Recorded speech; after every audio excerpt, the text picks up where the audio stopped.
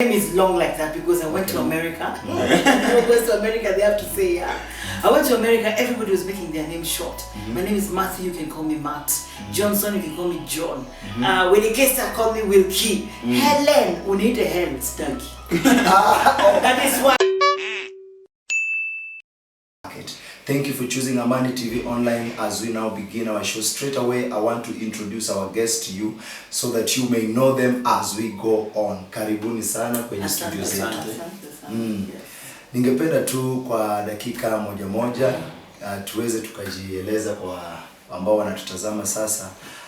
Majina ndio watazamaji wetu waweze wakafahamu wageni. Wacha nianze na ndugu yangu hapa. Yeah, kwa majina ni Goodman Elisha. I'm a gospel singer. Karibu sana. Right. English ili kuja karibu na nyumbani. Swahili is outside the door and the window.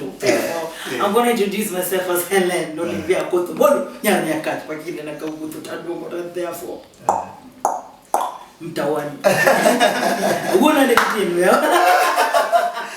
Yes. I say my name is long like that because I went to America. Goes to America, they have to say, yeah.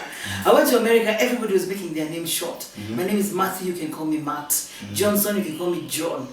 When it gets to call me Wilkie. Helen, we need a Helens, donkey. That is why I introduce myself as Helen Olivia Accord. Omolo manugura nyanya catch makine na kaugutu tadwongora therefore. You will talk South Africa. Africa. Hey, you at least you nikanyaga huko.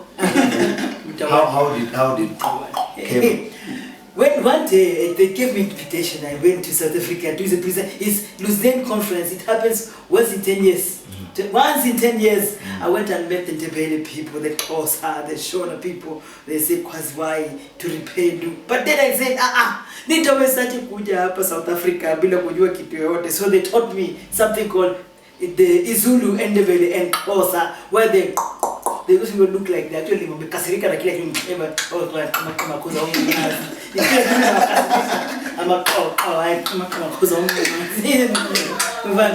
And if they want to say something, this is the way, the path for you to live. The in Helens na khunwa mtwani. Umasikia sasa lendlela ku no. Hey, you know, mate manani. So me, I do want there for when I work here. Leo tu ndio bahati mbaya nimevaa nguo ya Kisongo lakini navaa ya Afrika. Ile kitembea unaona malkia ya Afrika yayo. Alright, thank you. Yes. Ningependa tu tuweze tukaongea na ndugu yetu hapa. Yes. Wewe ni Mkenya ama wewe ni Mkongo? Mimi ni Mkongo. Yeah, from TRC. Goma, mahali kunaitwa Goma. Sijui kama unapajua. But nafikiri watu watatazama na Goma pia watatazama.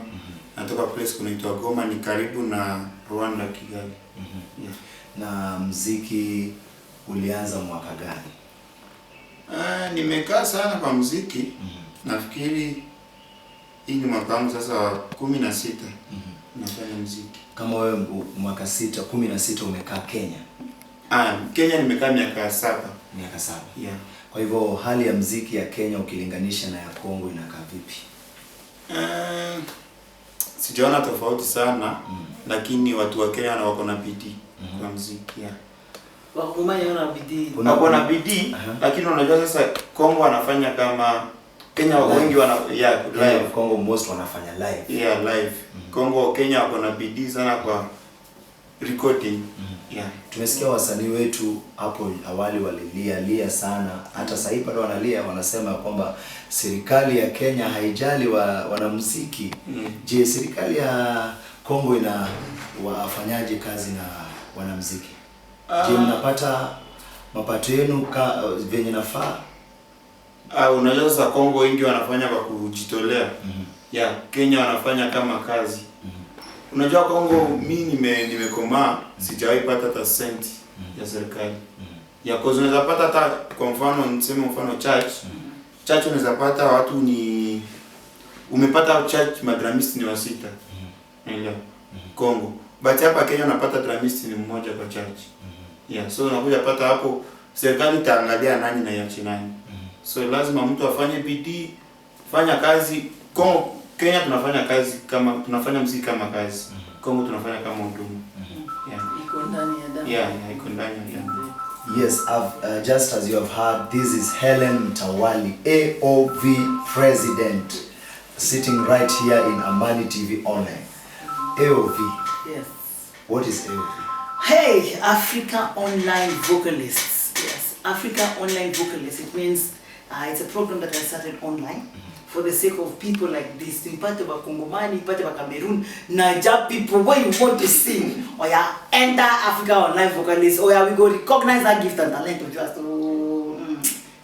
So I realized Kenyan music is just not Kenyan music. We have to take it places. To watch it to be satisfied. Na KBC, KTN, Citizen. Kuna ma TV stations huko ma watu huko nje ambao na talanta kali. We have to tap this so that we can actually have what the internet has made is possible for us to become one community. Yeah. So I needed us to go out there and people notice the giftings that we hear. Omera, I thought I have gifts when I go to Africa Online Vocalists. Hey, yesterday somebody called me and said, Helen, I have seen you have a program online called Africa Online Vocalists. Can I bring my daughter?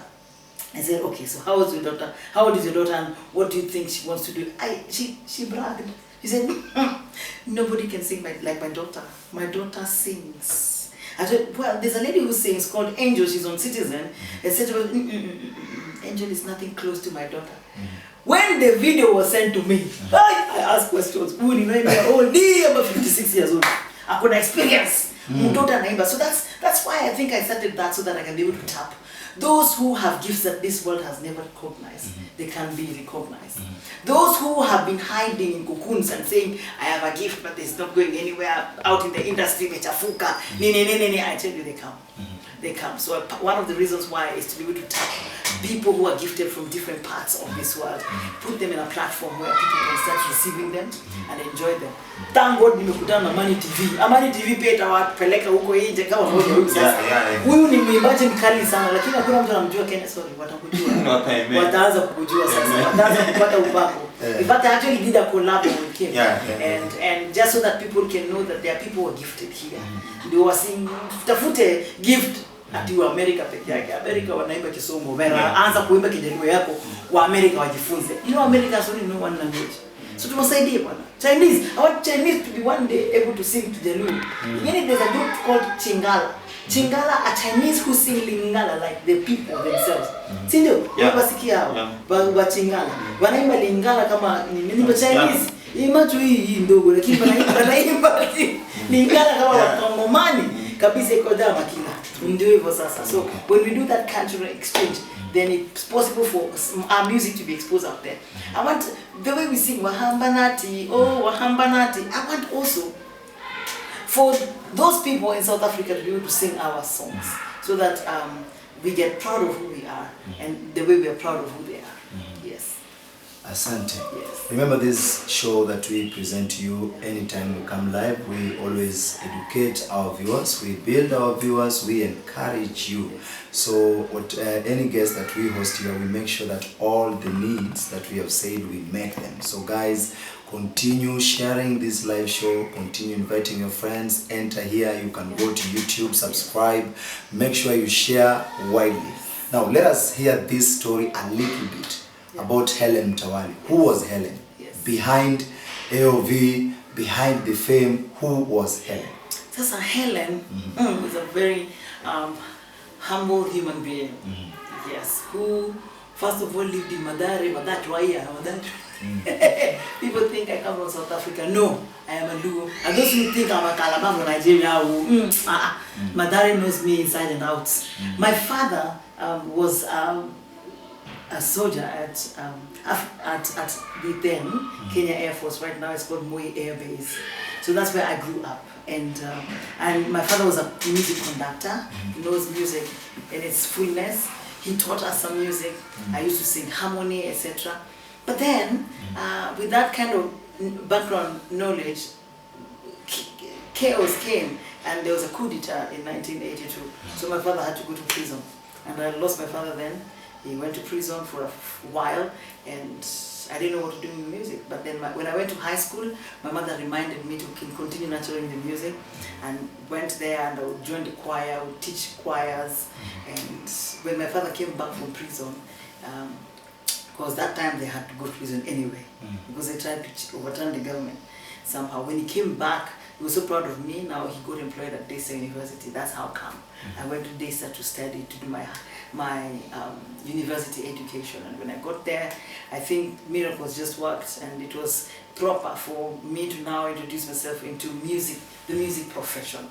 And I went to school studying music from zero. And I ended up teaching at Desa University. So I am a teacher, I teach music, I am a motivational speaker. I speak in high schools on behalf of Desa and Nairobi Performing Arts Studio. I am a music composer. I am a songwriter, music composer. I'm a performing artist. I'm an instrumentalist. I play all instruments. Do the drum and the mouth. It's called the mouth saxophone vocal play. I play now design because in high school I did fine arts. So if all things go bad, I will still have fine art as a career. Nitakaa chini nichore mtu, nichore sura ya mtu, as you do very, very fine art. But it helped me until university level, where I would sell cards and then get pocket money instead of having to ask money from my father. And many things. I do more than 14 things concurrently. Okay. Sindani yangu iko Ukuyu. When I get to heaven and ask God, kwa nini Ukuyu iko ndani? So yeah, I'm a linguist too, by the way. I speak 16 languages. All right. In fact, that was my next That's what your next question. That was my because yes. Personally, since I started to hear about you, yes. it was when I was young. Yeah, hapa ni jana hapa tu jana. Yesterday here, ukisema mambo tunaanza kukelekea kwa. All right, jana hapa. And you know, as you speak now, yes. you are an international figure. So let our viewers know how many languages and how many nations have you visited so far? Yeah, about two days ago we were celebrating mother language, and I think one of the questions they asked was that how many languages do I speak? I speak about 16 plus. I'm working on Chinese. Yeah. Yes, ni hao ma. and Korean. Annyeonghaseyo. I'm working on those two because trade actually looks like it's like lying, biasing towards that side. But yeah, I learned all these languages through music. I learned 20 Kikuyu songs. I'm a Kikuyu because that introduces me to that culture, that language, how they pronounce, so that you don't say kuumia, and then ideally what comes out of your mouth is komea. And that's what I did one time. And they were laughing. I thought they were filled with Holy Spirit ya kucheka.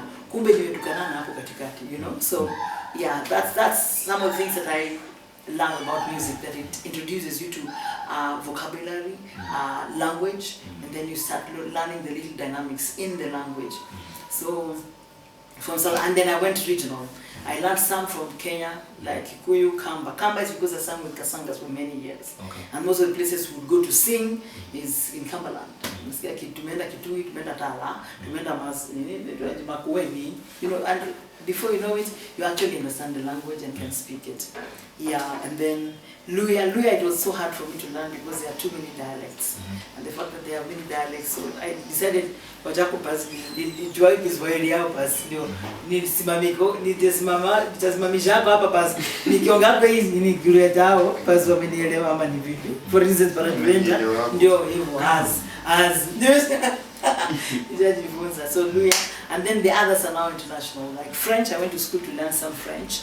I learned some French because it's an international language. At least I knew I would learn professionally one international language. Then my daughter's learning Spanish, so slowly I'm also learning some Spanish. Then other international languages is Pidgin English. Now the Pidgin English is spoken by most people in West Africa, Cameroon, Benin, Nigeria and Ghana. Those ones, when I get the Pidgin English, I am touching their lives. Then the rest are some music. The good thing about South Africa, Zulu, Xhosa, Ndebele, they are related. So if you know how to click your mouth somehow, you learn, you be able to speak some Ndebele and some Xhosa. The one that's a little mild there is Shona. And Shona, people who speak Shona are just next to Daystar. So I just found myself learning languages and my head would program. So yeah. And that has made me become international. You asked me which countries have I visited. Because of the fact that I know how to speak and sing in many languages, I got an invitation in Ethiopia of Africa, all African leaders conference. So I was invited to lead worship. And Ethiopians were never colonized. So the fact that I learned how to speak and sing in Amharic, yes. I was able to touch the lives of Ethiopians in Ethiopia. So when I was invited to do that program, that also came in with another invitation called Beyond Idols. So I was able to visit America and do a tour in America. Dayside itself, I would raise funds for students who are not able to pay school fees at Dayside University. So we did a tour also in 2007, 2011, 2014. Yeah, I did several tours in America. And I visited first time 28 states, second time 17 states. So I've traveled, I know America better than the Americans themselves. Then I've been to South Africa where I did the Lucerne conference. I've been to India. Yes, I've been to India. How did you, I was invited. How are you singing with the Indians? Hindu, very nice. I learned that when I actually had to learn how to speak some Hindu before I traveled there, because you never know. You might be stranded and you meet an Indian, what would you tell them? So at least I learned Namaste, Namaste. And they taught me some songs there, but the one that I was able to get was How Ki Suti Karenge Yeshu Ki Gungan Karenge Na de ge dom na na na na de ge dom, and they do the head like na de ge dom na na na na de dom na na na na, and they say how God. Our viewers, this is the AOV President Helen Mtawali, the powerful minister of God. You have been just seeing this woman around on TV singing. We have been seeing her on big platforms. How do you see it singing in a political platform and singing in a church platform? Asimio. Because actually the reason why I'm asking this question, we have some people outside there. They have been asking how does this thing mix up? Yeah, actually initially in the past, even in the Bible, it's Christians who used to be entrusted for leadership. So it's today that people have spoiled and corrupted leadership to make it look like if you are in politics then you're corrupted. The people who are designed to be in leadership are Christians, because they're going to make the world straight. In fact, in the past, the church used to work with the government. Yeah, so that's why even today you can see some people, we have even a Christian political party as we speak. And our president is called Mr. Justice Juma, a very smart guy, I'm telling you. So I like it that today people don't operate like Kitambo. It is marriageable, by the way, and people look forward for Christians to be the ones leading them, because they know what's right, they know how to get people's rights, and also not to corruption and Christianity don't go together. So if the country is corrupt, then you need people who live right to be able to now manage you, to know how to get things right, to get your rights right, and I think it's Christians. That's why you see this lady, Ninjiam Mary, what's her name? Margaret Wanjiru, trying out those positions. The evidence are now also sometimes people also corrupt it and spoil it, because they believe that politics is for the confused in this world who still live right and they're in politics. So don't leave it just for the corrupted. No, we need to be there so that this world and this Kenya changes. Yeah.